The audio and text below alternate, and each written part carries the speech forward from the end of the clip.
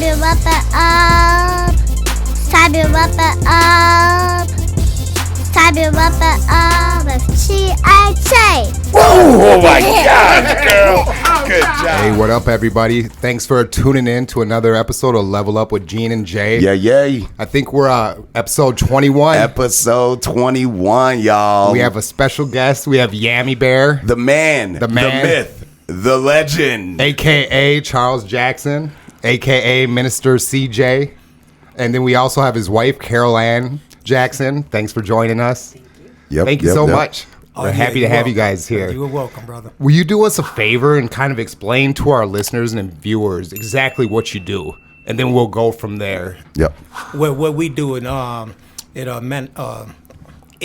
Yammy Bear and Family is that we go into hospitals and we go and bring hope and joy and to let them know that their disease or what they're dealing with does exist. Right. To let them know that we care because they matter. Mm-hmm. We also go into different communities to pass out bears to the to the kids and stuff, right, to let them know that we see them also, and to let them know that we care because they matter. That's I like what's up. that. That's what's up. That's dope, bro. Welcome. Like Gene said, both of you welcome. And, right off the bat, we just want to say for sure we appreciate, like we spoke in our meeting, dude. Like it's amazing to see what you've done and what you're bringing to the table. Indeed. As far as like giving back to the community. I mean, there's probably hundreds, if not thousands of kids out there that are just blessed that, have your presence as well as your wife. You guys make a great team with that. So thank you very much. And like always, y'all, just keep in mind, make sure you like, subscribe, share this video once it's out there and everything. We're also available on Spotify and Apple Podcasts. Yes, sir. And we'll get into more stuff when it comes to what we can do for Yammy Bear and your websites and stuff like that, okay? So if you don't mind, I'll crack off with my first question. Like, so you're saying Yammy Bear is this guy, or who is Yammy Bear? You know what I mean? Well, Yammy Bear is a forever bear. He do not age. Okay. He stay the same. Yammy Bear is a bear that that a person can be able to come up to and not be able to fear. Right, right. So Yammy Bear is a hugging bear. Yammy Bear is a caring bear. So Yammy Bear is just... Man. So when we met you out front, my 6-year-old daughter immediately let go of my hand and ran up and hugged you. That was amazing. Is that the reaction you get all the time? Is there ever kids that are scared? Well, the first question but we do get lots of kids. Yeah. When they see Yammy Bear, they run up to Yammy Bear that's with usual. their arms open, and that's why I have a picture and a poster with Yammy Bear arms open like this. So we always have our arms open to the children or the adults or the elderly that's in the community. Right. And yes, some of the kids, these little kids, they be scared. So they probably be used to seeing cartoons and not really a mascot bear in real life. So of course they're gonna be scared. So. Yeah. But the way you approach it, though, like all the videos we've been seeing, I mean, you do so well with it, man. Like it literally looks like you like create a whole character, you know what I mean? And very welcoming, very friendly and stuff. And CarolAnn, so your role in it is, do you kind of decipher what Yammy Bear is feeling and saying? So that's actually absolutely true. And if you want to turn the mic a little towards you, there you go. The voice of Yammy Bear. So we go somewhere, and so like you say, some little kids, they do get scared. So right away, I'll be like, oh, do you see the giant bear? Isn't that different? He's a giant teddy bear. And then I give him a hug or a high five. Like, he's a nice bear. That's awesome. If they are still screaming, because sometimes that's it, he knows right away. Like, he learned very quickly. You back up a little bit, waved, let him know. And sometimes those are the kids that end up, like, following us the whole event because we understand consent. We understand, encouraging them to feel out and navigate on their own. And space and boundaries. Yes. And And so it's like you said, it's so precious to see how people light up and how it's so natural. And that was something that we spent a lot of time before we picked the bear. He kept sending me different ones. I was like, that is terrifying. We are not. That's not coming. That looks like an Easter bunny from the 70s. Yeah. Five Nights at Freddy's or something, you know? And there were a few that I was like, There was one he sent, and it was a furry thing, guy, person thing. And I was like, that's not what we're doing. That's not the one. That's not the one. And he sent that one, and I was like, oh my God. That's it. Yes. Yes. You yes. knew it, It's yeah. perfect. And at that point, it's just been everybody, like even grown-ups. They meant to ask that, yeah. So they just disengage from whatever they were doing, and you just see them like this thing, like, I don't know where we were at Walmart 2-3 weeks ago in Mankato, and he was wearing a Viking shirt. And this old burly dude was like, come on, man, we gotta take a picture. That's my team. And he just started going off and talking to him, and he's like, he doesn't talk. The mascot doesn't talk. Right. And I don't know anything about football, so I wasn't like, I couldn't be his voice. And he kept like grabbing him. There was kids taking pictures with him, and the grown-up was like, no, you gotta come. My friends gotta see you. Yeah. And so they're just as eager, just as joyful, just as encouraged. Right. I mean, if I was in any like power within the NFL, dude, oh my God, I mean, I would literally, Yammy, both of y'all would have season tickets all around. Like, you would be welcome to every game, like being able to see. Because, I mean, we do have our Viking mascot. Mm-hmm. That dude was around for like 30 plus years or whatever. But I think I should be the new mascot. Oh my God. God. This is Viking stuff right here. here. You do got that Viking look, bro.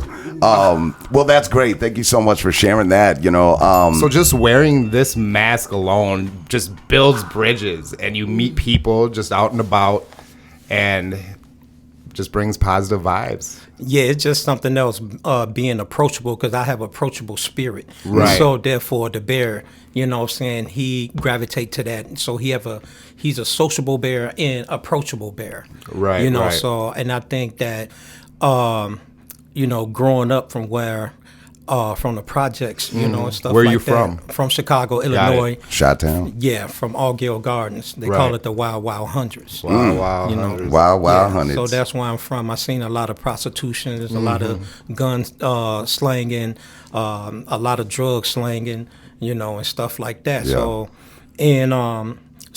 But at the same time, I was a gang member, but it was like kind of like Michael Jackson. I'm a lover, not a fighter. Right, so I was always around women too. Yeah. So I wasn't going to these sets and stuff. So I was always absent from it. Right. So because I was with somebody else, So yeah, man. But that approachable spirit is a good spirit to have. Yeah. Especially when you being a mascot or just having it, so it just be a way of life, So Yammy Bear became a way of life. I was just gonna ask, like, what is the inspiration behind Yammy Bear? Man, it just the inspiration, man, behind Yammy Bear, man, is just to bring hope, to bring people dreams alive. If you have a purpose, go out of it. To be around different people that's going to help you get there. Right. And you don't do this for financial gain. Like, this is something you do just out the kindness of your hearts.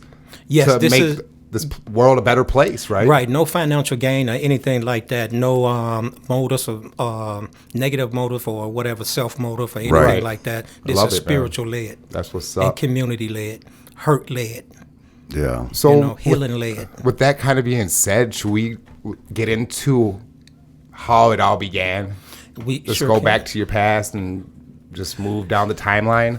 Yes, we can. Don't mind. Yes, it was 2 years ago when I had came back from Columbus, Georgia. Okay. I had just moved back in with now my wife, CarolAnn Jackson, and I was working at a manufacturing place out in Spring Valley. What was the place again? Cappers. I was working there one day, and then I was putting up these steel bars and all that stuff, man, and I was there working by myself, and then I had just spoke to the Lord and be like, Lord, how can I be more effective in the community to these kids, And so, and I got to thinking back what K.G. Wilson said like many, many years ago. And he was like, cuz if I was in a banana suit and being out here, giving a word, people would look at me crazy. Right. And I said, Lord, I don't want to be like you. I don't want to be in a banana suit, Right. Right. and stuff. So so I got to looking at these bears, like my wife was saying, she was giving the background of it. And I was sending her all these things, and she was like, nope. Man, I didn't know what no fairy was until she broke it down to me. I said, oh, Furry? There you go. Yeah. So I didn't know nothing about none of that, you know? Right. And so it kept on going through some things, and Went down a completely different path. a totally different path, you know, and especially, you know, with my character and then, you know, my ministry, you know what I'm saying? So I can't go. So I had to be careful, you know, the things that I do and and the things that I say, you know, in places where I go, right? Yeah. And stuff. So, so I got to looking at these bears, these mascots and everything, and I sent it to my wife, and she was like, yeah, that one right there. And I felt that was the right one. It was approachable. Yeah. And everything. And so we went on ahead and ordered. They made it, and it came like 6 to 8 weeks. And soon as we got it, I jumped right into that thing. Yeah. And I told my wife, we going on a bear drive.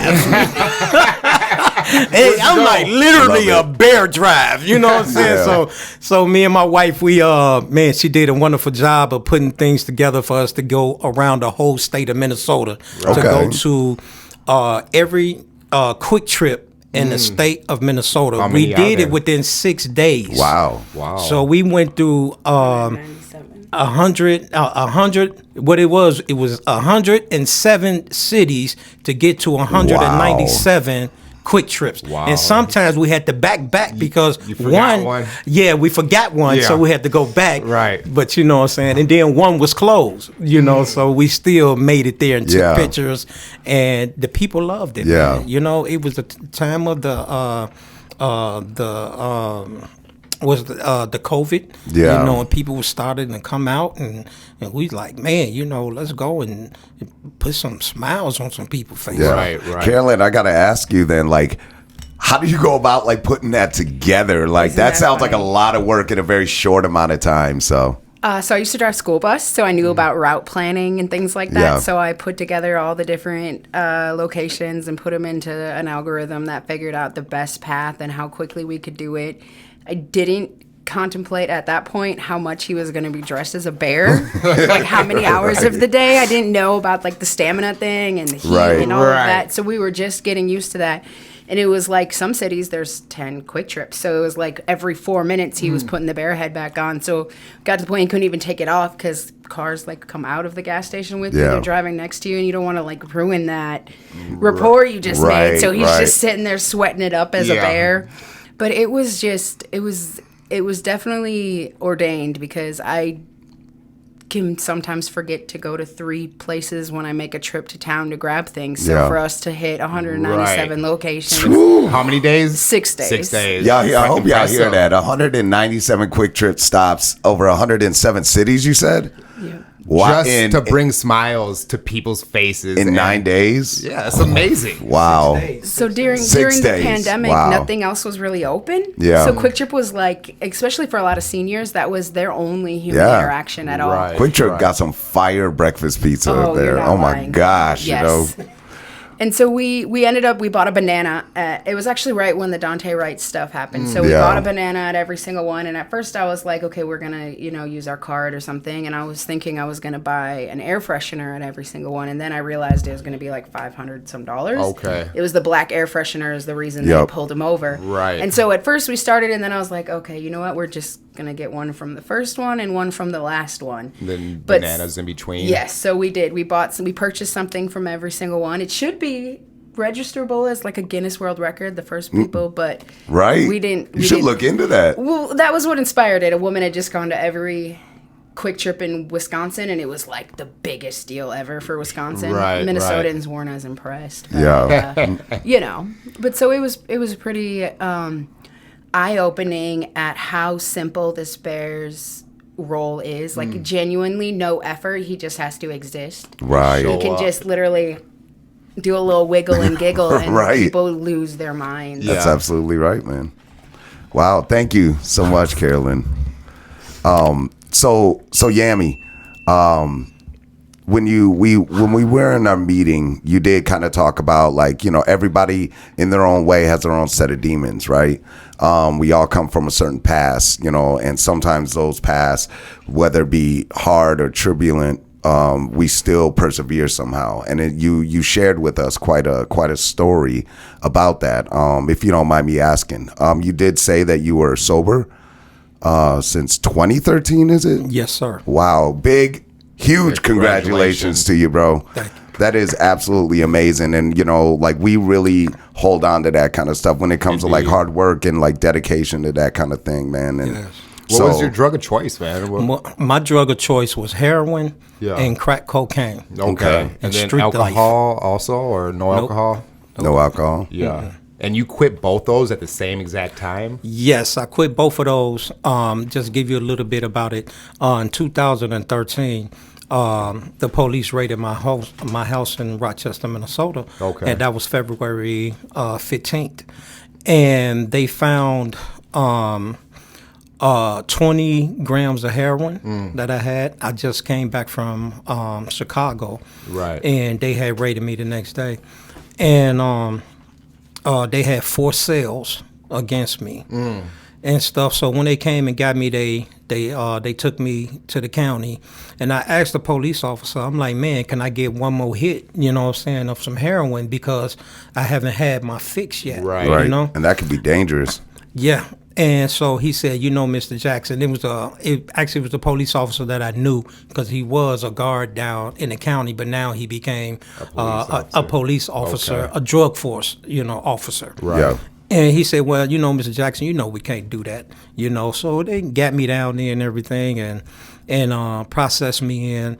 And I started going through withdrawals and stuff like that. And I was on the bed and everything. I was flapping like a fish, and it was other people next door. They was like, shut up, we got other people over here sick too. So another guard came up to me and said, Mr. Jackson, you've been coming in here for a lot of times, and we already know that you are withdrawing from heroin, so that she was like, before it get better, it's going to get worse. Right. Yeah. So they took me from a cell into another cell, into the open cell. The open quad and everything. So they gave me my own room, and I was throwing up. I was having the runs. I was having hot flashes, cold flashes, and everything. So I would jump from the bed and go to the washroom and everything. And one day I was looking in the mirror, and I just seen myself deteriorating. It wasn't I wasn't myself, and I was, and my diabetes was messing with me also. Right. I wasn't able to eat. I wasn't able to drink anything. So when they did bring me my meal, I would give it to somebody else. And so I was about to throw up again. So I went to the toilet, and I had put my right hand over the toilet seat. And I was just looking at the flash of the light that was down in the water, right? And then, so I got the throwing up, but wasn't nothing coming out. So it was just straining. Right. I was just Yeah. straining and everything. So it was like my intestines was coming out and stuff. So, so I looked at the bottom of the toilet seat, and I thought it said crunch. Because you go to the bathroom, you know what I'm saying? Right, Do number right. 2, you crunch. Right. But actually it said church. Sure. So I had, Wow. so I thought I was just seeing the word just say church. So I started like wiping my eyes and everything, because of the diabetes and everything. And so my eyes was like blurry Right, and glossary and stuff. So I looked at it again, illuminating words just jumped out at me, church. So right there, I had gave myself to Christ right there. Wow. I surrendered right there, and I made a promise. I made a covenant. I made a vow, not to put another crack cocaine pipe in my mouth, or not to put another straw, to snort heroin up my nose, Right. not to never walk them streets again that I once tread. Yeah. Wow. Yeah. And that takes an insane amount of strength and willpower, dude. So many people fall off from it, even myself, like I drink, and I have a past where I've had really bad experiences with alcohol, hospitalizations and all kinds of stuff like that, and still to this day, do I still drink? Yes, you know, because somewhere in the back of my head it keeps telling me I'll be fine, you know what I mean? But it's always an off and on thing. So I always give people props when they make those decisions to move forward and you don't go back. So huge congrats to you, bro. Yeah. And I'm assuming you had a hell of a support system as well. Yes, she came in after, after my transformation and everything. But I had lost so much, I just didn't lose things, I lost my children in the system. Right. So I got nine children by my ex-wife. And I wasn't able to raise none of them. You know what I'm saying? In the condition you were in. Not even that. It was that they got taken. You know what I'm saying? They went into the state. Yeah. Because she was also using at the time, too. Right. So we didn't fight. You know what I'm saying? To get our children, even though they gave us so many chances to go to treatment and everything. But I was just concerned about myself. I wasn't concerned about my kids. I wasn't concerned about her. I was just concerned about my fleshly desires. Yeah. When you get down with that heroin, and even crack, your first priority is to get on sick. Yeah. And my eldest son, he's 25. He's a year sober. A year sober off heroin. Big shout out to Ray Ray. Yeah, dude, he's doing really well. And so I'm no stranger to, the getting off heroin. So you said that you made a covenant with God when you were on your knees at that toilet. Did you have a relationship with God before that? Would you grow up in the church? Well, yeah, we attended church. My grandmother, she was a church member, but we attended church. Right. So I still had was growing a relationship with God, with Christ. And my brother said this one day. He said that he knew Larry Hoover before Christ, before Jesus, That's right? real. And That's I crazy. said, man, I did too. So it kind of made sense, So it's a lot of people that's out there that know other gang members, chiefs, before they even know Christ. Yeah. And they would die for the chiefs, but they won't even die for Christ. Wow. Right. That's powerful. You know what I'm saying? So, So with that, then I started to build a relationship, even though I was getting high. You know what I'm saying? When I was smoking that crack cocaine, I didn't want to let go of my thoughts about me and God having a relationship or about me getting into eternal life. You know what I'm saying? Having eternal life in the eternal kingdom. So that was still important to you while you were getting high. Yes. Yeah. Yes. And a lot of people ask, what would I tell somebody that's struggling with addiction? You know what I'm saying? And stuff like that. I say give them a hug. Right. First. Sometimes they probably just need a hug and nobody to talk to. Yeah. Or just lend them a listening ear or study giving them advice. Right. Sometimes you got to listen and not talk. You know what I mean? Yep. Very important.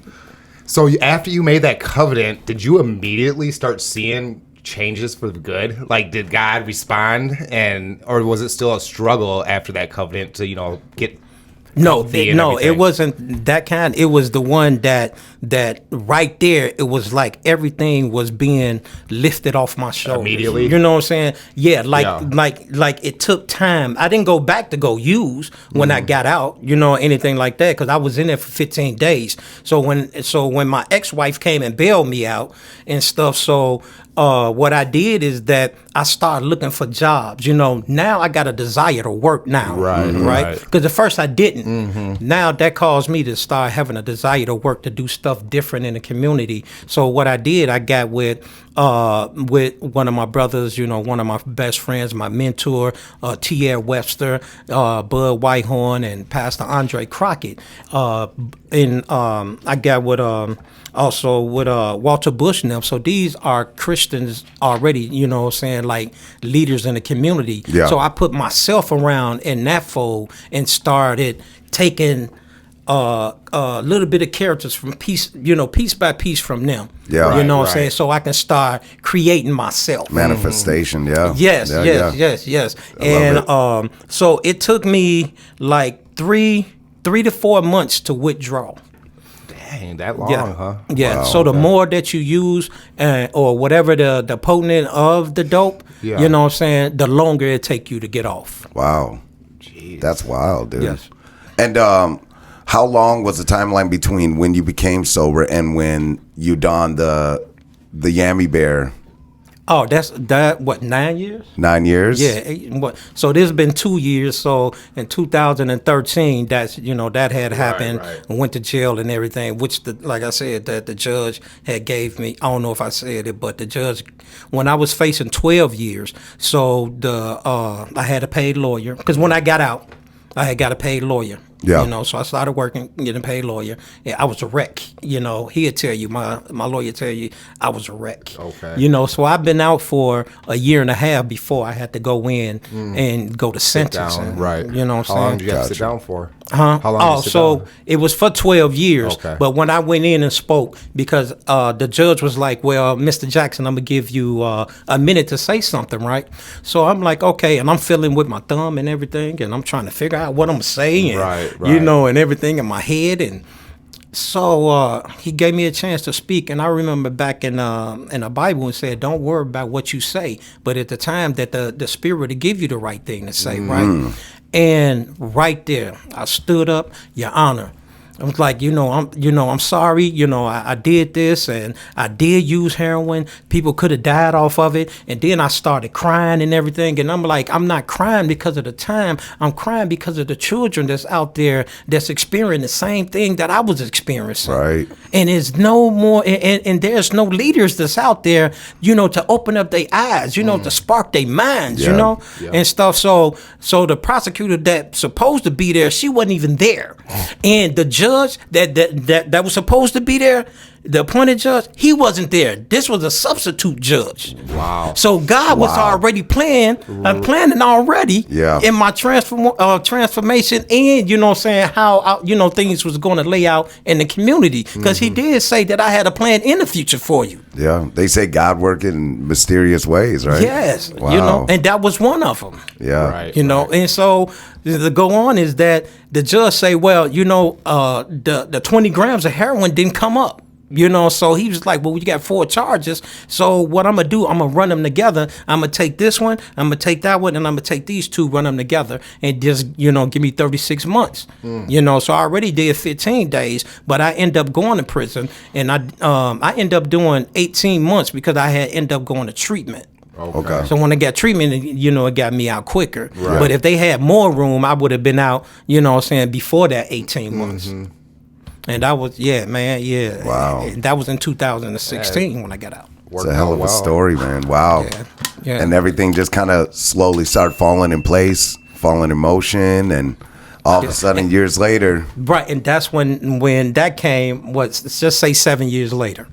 You know what I'm saying? So if I've been sober and, and all this happened, this was around about 9.5 years, so let's say 7.5 years, whatever. Yeah. That's when Yammy Bear came to life. Which is beautiful, man, because like you say, like Yammy Bear embodies hope, and the man behind the mask also embodies hope, dude. Right. Like you're living proof, you know what I mean, that you can get better, you can be better, and you can elevate yourself. And I mean, you definitely have reached that, dude. And it sounds like you're almost just getting started too. So yeah, I'm just getting started. This just the beginning? Yeah, this just what else do you have in store, man? I don't know, like I said, man, before, people ask me that, and, me and my wife was thinking about, one of our goals is to get one of those, it's kind of like a camping ground, but a Yammy Bear trailer, like travel trailer or something. That's something like a resort. Yammy Bear resort. Got it. So what I did is that I googled the resort, the camping place that's out in Austin, the Yogi Bear. The Yogi Bear. Zone, whatever. Yeah. Yeah. So, and I don't know if they open or not, but my wife is gonna look at it and everything to see if they open. But try to, just try to see if we can get in touch with those people and put the Yammy Bear image in there, the sculpture in there, and see, let them know what we've been doing and see if God will be able to bless us to even do that. That's exactly what I was saying earlier. Like even with the NFL, like you pack a powerful punch when it comes to positivity as Yammy Bear, dude. I mean, if we had that kind of money, or if we had an establishment, we would love to have that. You know what I mean? Like, why not have something that embodies that kind of hope and stuff and brings joy to kids' lives, and even, like you said, adults as well and stuff. So we're definitely rooting for you, folks. Yes, and we also been wanting to get with the Ronald McDonald House to try to get our Yammy Bear dolls, plushies in there, or stuff like that, man. Yeah. Or What just about get the them into the Shriners mail. too? The Shriners might be a good idea. Those guys that wear those hats and Yes, stuff. That might yes. be another good idea also. Yes, yes. So you also talked to us about, like, we heard that you brought up you're diabetic, right? And then you said also during our meeting that you have a certain kind of protein disorder. Do you mind kind of sharing that? I know CarolAnn's got a little bit more of the layman's terms and how to break that down, but Yes, she do. Yeah. So What's it called? Amyloidosis. No. So I'm not saying it right, so I'm gonna give it to my wife. Slide her on down. I know. yeah. I've seen that being more dramatic when you pass the mic, but so he was diagnosed last year in July with a protein disorder. It is the autoimmune version of like multiple myeloma. So it acts like a cancer. They treat it like a cancer, but it can't be cured or taken away like a cancer. So it's called AL amyloidosis. What's happening is his stem cells that are making his protein muscle, like proteins that build up everything, your heart, your lungs, everything. Instead of being in a chain, they're more in like, I'm not exactly sure what the word is it for. So instead of being like chain links, they're more like a solid sphere. So for his body to be able to make his kidneys that are supposed to be a filter for stuff to go through, they're ripping through. So he had a bone marrow transplant after 6 months of chemo. We had bone marrow transplant in January. So about 200 days out, I believe, close to 200 days out. So it was January of just this past year. Yep, January 17th. And I mean, he was on death's doorsteps. He had a clot the size of a ketchup packet that formed from his central line, which is what they used to administer the bone marrow transplant. So that clot was blocking his heart, and because bone marrow transplant pretty much wipes out your whole everything. They just thought it was normal fainting, lightheadedness, dizziness, all of these low blood pressure. Everything was completely attributed to the bone marrow transplant, not knowing he had a huge block in his heart. So, I mean, we almost lost him a few times. I mean, even just 3 months ago, he couldn't walk and talk at the same time at all.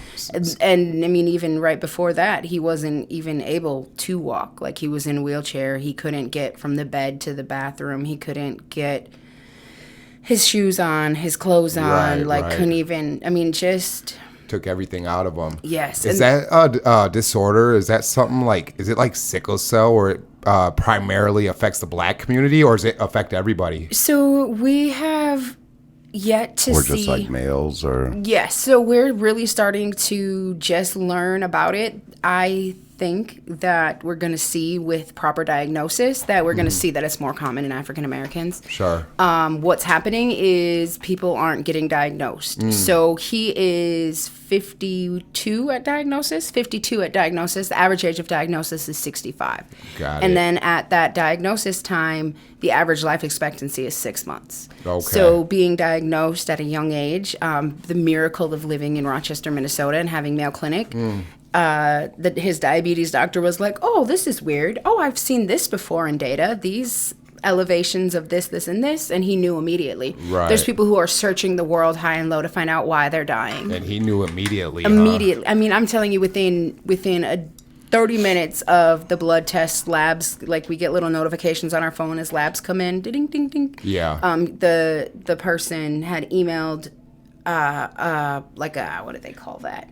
It wasn't even to us. It was to another one of his doctors. It was just a case note. And I seen suspected AL amyloidosis. So I Google, and my husband's dying. That's like it right there. Then we got 6 months. Wow. Right. And so as soon as we went into the doctor, I think it was about 48 hours before they got us seen. So for 48 hours, I'm like the queen of investigating, and I had to just stop and I can't see anymore. I'm going to wait. And she was like, oh, actually, there's like all this hope. And so I keep telling him this was a treatment plan of hope. We got a diagnosis with hope. And so many people have life death sentences. They are planning for hospice. And we didn't even have time to be sad or miserable. We were leaving for Uvalde in like 7 days. They wanted us to come in on Monday to start chemo. And we're leaving on Monday to go where this mass shooting just happened. Right. Like, can you wait? Like, can he wait 7 days? Yeah. And so they were able to, we came back, I think, Friday, and he started on Monday. Mm-hmm. And so they were able to work around it, and we were able to go and do what we had planned to do. But it was just such a miracle, genuinely a miracle. And like he said, we had been living in Columbus, Georgia. He stayed in Georgia, he would not have had this diagnosis. Right. He would just be another black man with, they call it diabetic kidney disease, which is what his doctor told him is you're diabetic, your kidneys are going to break. This is a long-term thing. We're just going to continue to treat your feet swelling. And I tell him that all the time, like, you know, the advocacy of, no, this isn't normal. Mm-hmm. And his doctor had told him many times, this is normal. And I was like, no, it's not. We're not going to do this. So it's important always to get a second opinion, because we had a lady named Stephanie on our show, and the doctor was saying the same thing to her about her cancer diagnosis. And she had to go with her gut feeling. No, it isn't normal. You know what I mean? Get a second opinion. And that's when they did find out about the cancer, right? Yeah. And that's what I'm wondering is the lack of advocacy for African American men, especially. And like we talk about high blood pressure, we talk about all these things that are rampant in African American communities, and we're attributing it to this, but we're not seeing what are these underlying diagnoses. Yeah. So I think what we will try to do is put the name of this disease in the descriptions, maybe. We'll put it down in our description for everybody at home to be able to click on and get as much information if you or anyone you know that might have this rare condition. You know what I mean? CarolAnn, thank you so much for sharing that. Wow, Charles, you got yourself a rock, you know? Yes, definitely a foundation is. for you, you know? Yes. You sound very passionate about it and everything, and sounds like you really educated yourself on that, and that's great, because like for me, my wife and I, we're so like different in a lot of ways, and we benefit from that. Like when we're ever told stuff, I'm sitting there, I'll always be nodding, like especially if we have doctor appointment, I'll nod, but I'm like in my head paying attention to the bird that's on the windowsill and stuff. You know, my ADD, my wife retains all that information. So you guys had brought up in this conversation, Uvalde, is it Uvalde? Uvalde. Can you explain to us what you did out there and how that came about? Well, I mean, my wife, she very get emotional about, when she speak about it, or even when she went, or before she went, she was very emotional about it. But what happened is that we had got two people from Uvalde, Texas, who family member was involved in the Robb Elementary School massacre, and asked could we come and visit them. Right. And I was, telling my wife, man, we need to go. She was like, no, not right now. Just get them time, to, start the process of healing and everything. Because I'm ready to go, right? Right. Because that's what Yammy Bear, you know what I'm saying? It's like when you get that bat signal, you know what I mean? Like man, that, you get that calling, yep. Yeah, that, Absolutely. I just don't go in the booth. Right.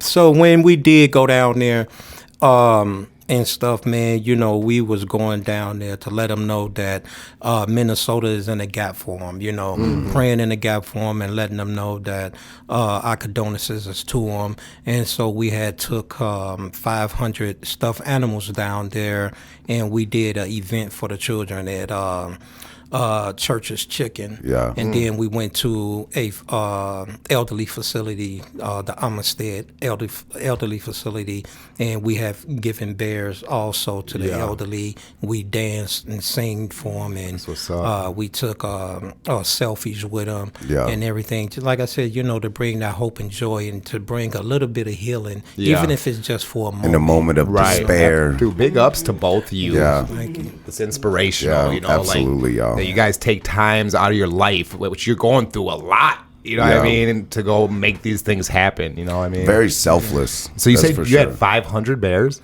Yes. How have you obtained these bears?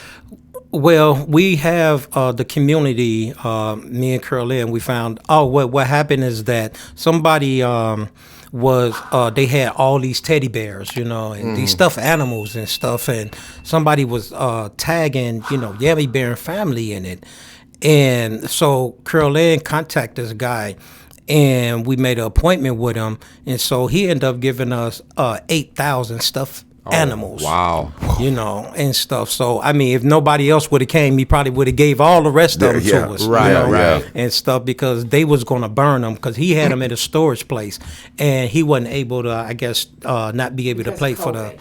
so during COVID... Wait a minute. Let me give it to my wife. So during COVID, it was it's called Cuddlies for Kids. So they were a nonprofit that donated to ambulances, police departments, hospitals, Ronald McDonald House, and during the pandemic, they weren't allowed to accept any donations. So his donations built up, and the place where he had been keeping them and used for years was sold. And so all of a sudden, he had 20,000 stuffed animals and nowhere to take them or any plan to do it. Worked out perfect. Well, yeah, so we had been sharing constantly, you know, we're accepting more donations. And like he said, I think at least 20, 25 people tagged us on the news story about it. And like you were saying, you know, hundreds of thousands of kids at the beginning, or hundreds of thousands, 100 or 1,000 kids. We've given out over 20,000 stuffed animals, probably getting closer to 25,000 now at this point. Wow. And so that's a lot of smiles. It is and huge. So when we went to Uvalde, we were able to, the thing he mentioned, Church's Chicken, the reason that was the location, 2 of their employees had children or grandchildren that were victims in the event. So it was Church's Chicken actually corporate-wide, like changed uniforms. Everyone in the whole, they wore Uvalde Strong on their uniforms. That's amazing. Like they poured out a lot. The whole community really poured out a lot into them. It's funny how they don't talk about that, though. They don't show that on mainstream media and stuff like that, because they don't want to see people united like that, you know? They have a grocery store down there called HEB, H-E-B, and they have poured out hundreds of thousands into the community, into the people, providing for mental health care. For all of their employees that were impacted, they have lifelong guarantee of mental health services. I mean, things that are billion-dollar investments when you look at long-term. I mean, the community was just so impacted, and they were so let down. I don't know if you've seen any of the news studies and how many minutes, you know, there was a gunman in this school. That was sat back, right? It was rough to watch, man. It's something that I get really ferocious and like Mama Bear and like just absolutely. And then you meet these people that experience this and endure this, and you think like, okay, I'm gonna come there, I'm gonna be strong, we're going to be able to smile and laugh with them a little bit, or try, you know, just to give them a moment, a brief moment. And you see this strength and this endurance. And these are children. Like, you have to remember, like, the victims of this. Yes, the rest of the parents were victimized. But the children were the victims. The kids, So it was a young boy who was shot. His mother that had invited us there, he had been hit by a bullet that actually had killed his best friend, or one of his best friends in his classroom. Bullet ricocheted out of a child's body into him. And so, and Mom doesn't talk about it. Like, yes, he's a survivor, but they're not milking this. They are doing everything they can to move forward and go past, and just to be strong. And you hear, you know, Uvalde Strong.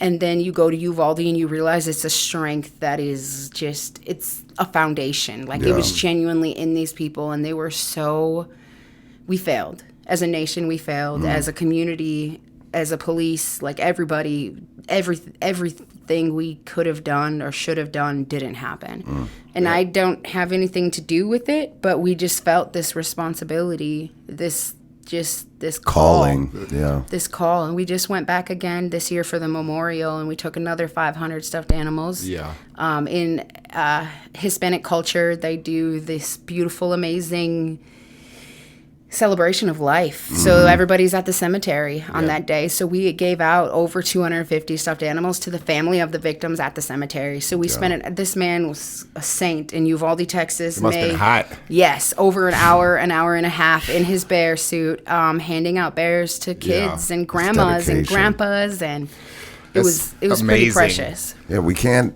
thank y'all again enough of the work y'all put in, you know what I mean? Like, they always say, not all heroes wear capes and stuff, you know what I mean? That's And my favorite saying. I love that, you know, you spoke on a calling and stuff. And like, I was talking to my boy not too long ago, and we were discussing about how it's just weird how the money you got all these rich people that have these opportunities right at their doorstep. They can make so much change. Where are these like rich if I was rich, I'd want to be a superhero. You know what I mean? Like a real life one. But yet you got the actual people in the community that are making these big differences.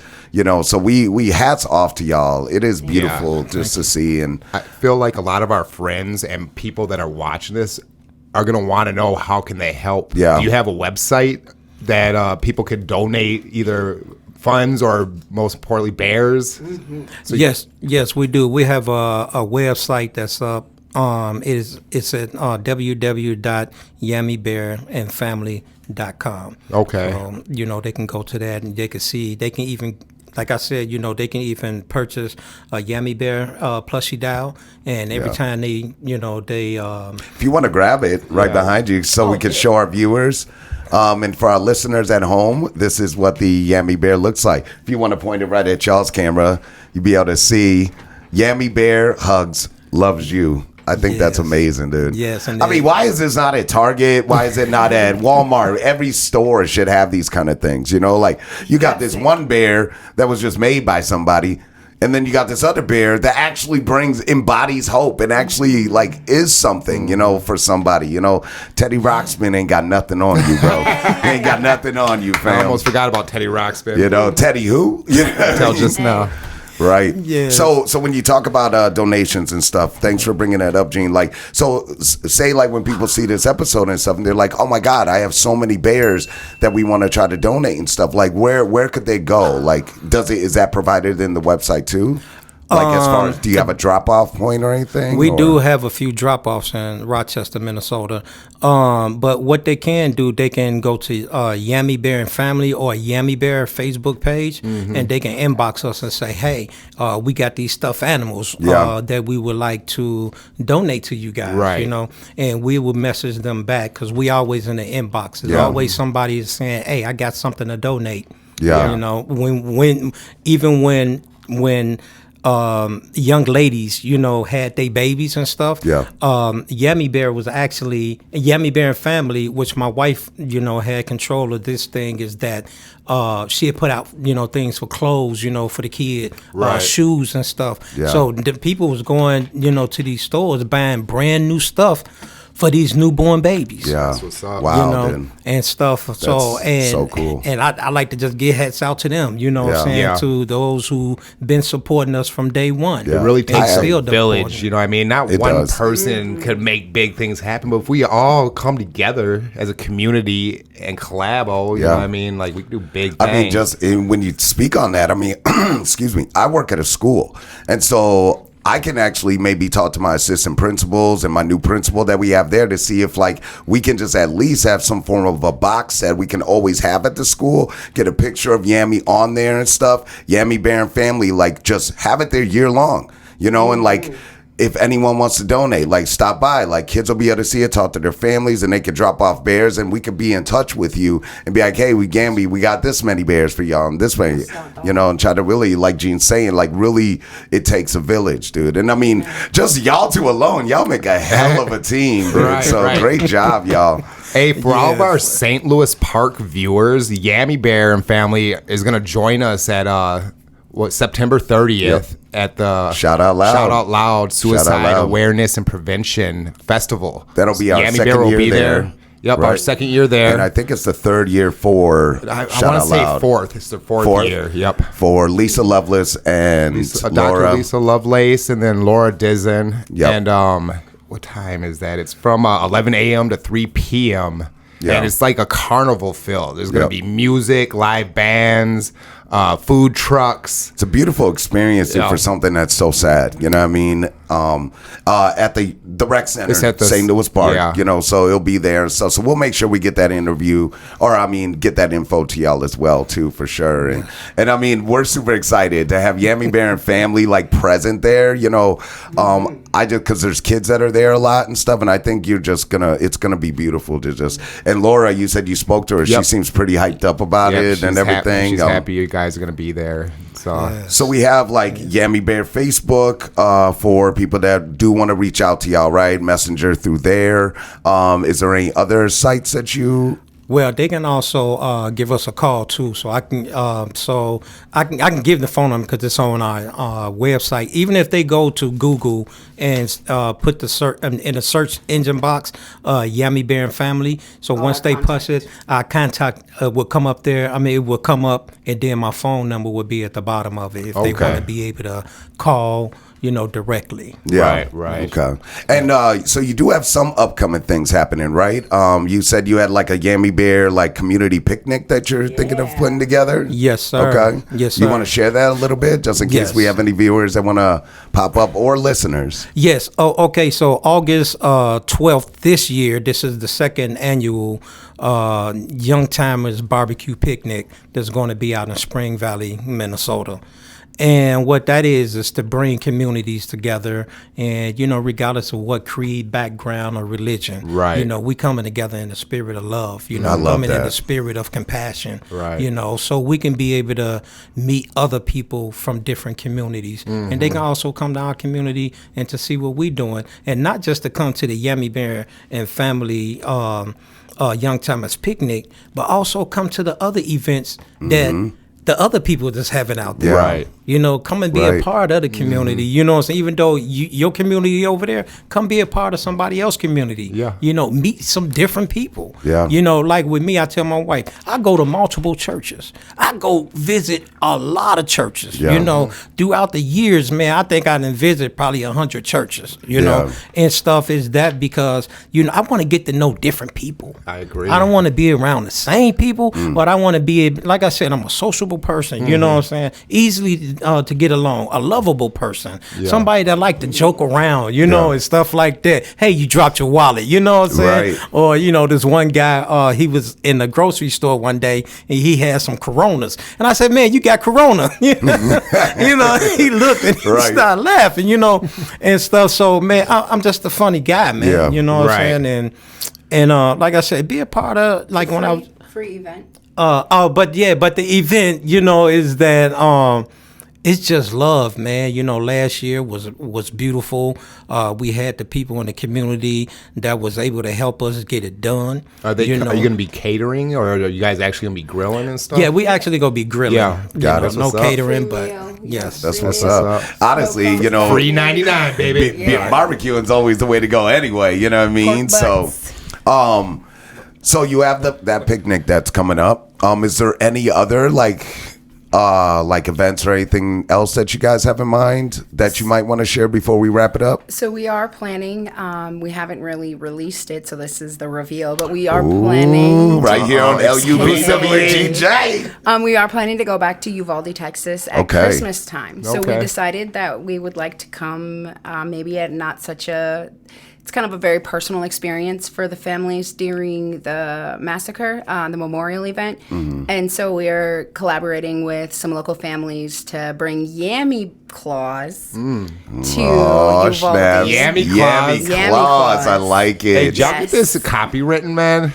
You better get this Yammy Bear copywritten for is. somebody Yammy else. Claus hasn't yet. I'll work on that one next. Patent get pending. it. TM, you know what I mean? Trademark that But joint. so we're really excited. Last year we were able to do a Toys for Tots in our community, so we're kind of excited to play a part in bringing Christmas joy in a place where they really have had a lot of joy stolen from them. So we're kind of excited about that. So we will be fundraising and collecting donations and things to go maybe a little more personalized this year for some of the kids that we know that were survivors. I think we're going to put together a few wish lists for kids that so like more info to come for sure. Yes, definitely. Be sure to make sure you hit us up on our page and stuff like that. Whatever you guys have any events or anything like that, we can always share it on ours. We do have a new TikTok page that we're trying to pop off as well, so we can get that on there. Like always, you guys are gonna see after this interview, once we have our main interview, we'll also have like little clips that we like to take from some of our interviews to kind of help push a lot of the content, as well as we have upcoming events like that. So, and again, I mean, like going off of what Gene said, I mean, the fact that you guys are doing all of this, knowing the amount of weight you have on your own shoulders is just nothing short of amazing, y'all. Kudos, So, respect. Yeah. Both of Did he y'all. mention that we have 6 kids at home? So, oh, and a grandbaby. Yes, brand and new a grandbaby. Yep. So we have older She's right kids. downstairs, yes, right? she is. Oh Yep. God, it's so good. And this is kind of that level up. I was feeling that when we were at Hey. church before today. I was like, wow, this is like all of the prayers. Like Yeah. we've really prayed to be standing. The lady said, stand for the reading of the word, but only stand if you can. And I watched him stand up, and it just felt this Right. like fruit, just like Yeah. a flower bloom in my head. I was like, wow. And what church is this? First Church of God in Christ Grand Temple. Okay, shout out to First Church God of Christ. That's awesome. Love it. And then you guys, you said you also like Vision Church, right? Yes. That's Yes. the one that's out in Spring Valley. No, that's the one that's out in Rochester, Minnesota. Okay, Yep. cool. Pastor Andre, yes. Wow. Yes. Yes. Well, I mean, you guys, you saw it. You're hearing it right now coming from LUPWGJ. We got Yammy Bear and CarolAnn here, y'all, sharing their life story, sharing their mission, sharing what their plans on doing. And it's just such a beautiful thing. And we will definitely be keeping an eye out, and kind of following y'all. Yeah. Like Gene said, we're super excited about this Shout Out Loud to get you there and everything. And Yes. we're looking Hey, forward everything to that. happens for a reason, man. I feel like there's a reason we all have met, and Absolutely. we're gonna collab and make big things happen. I feel like. Hallelujah. Yes. Man, and I just wanted to say that, man, I appreciate you guys, that we all come together, in unity to be able to, build up our community and stuff sir. like that, to Yeah. be able to bring transformation, even if nobody is out there, we can bring transformation right here, Right. on this set. Facts. And, like I said, I want to just give y'all big ups. Wow, know thank what you I'm so saying, much, for man. that and the opportunity for us to come on and sell, and tell our story. Yeah. Indeed, Absolutely. we'll do it again too. Thanks for the bear. Yes. Appreciate it. Yes, thank you. Hey guys, please donate Donate. if you have the means. If you can't donate, share this video Share because the somebody else video. can donate. Absolutely. You know what I mean? So somebody share. out there is going through something. Somebody out there can relate to this situation. And like Gene's saying, y'all, if you cannot donate, just share. It literally takes not even a full 30 seconds. You know what I mean? Just Done. that easy. And like you said, you got all the information, y'all. So if you are looking to do some donations, and like you said, it's not just the bears, right? It's you're taking even more like clothes, all kinds of stuff. So be sure to send us kind of that info. So when we do like market this video and we put it out there and we want to talk about the donations, we can actually have a list for people, like a check off list that they can look at and stuff like that. And I'll definitely keep you guys posted. I'm really excited to talk to my boss at school. I think that's something that they would love to get turned around, and who knows, like maybe get you out there, maybe stop at the schools and stuff, dude. So Yeah, we've been doing that in Rochester, and then going to the Boys and Girls Club there, Yeah. That's which what's we're going to up. be going back probably next month. Right. Because somebody wants us to come back there. Yeah. But I also want to say that if somebody's struggling with addiction or anything like that and looking for a redemption story, that they can go and get my book off of Amazon. It's called Save From Myself by Charles Jackson. Save From Myself. Yeah. Wow. And that's your book? Yes, sir. Okay, look at you. Oh, boom. Looks like we just lost our power. So with that being said, y'all, we just want to say thank you guys so much for being on the Thank show. you, Charles, thank you. CarolAnn, Appreciate it. Yammy, you know what I'm saying? We appreciate y'all. We love y'all, man. Thank you so much. And thank you guys for watching and listening. I'm your boy, Jay. Gene. And y'all are leveling up with Gene and Jay. We'll see y'all later. See y'all later. Deuces. Sabi wrap it up. Sabi wrap it up. Sabi wrap it up with G-I-J. Oh my God, girl. Good job.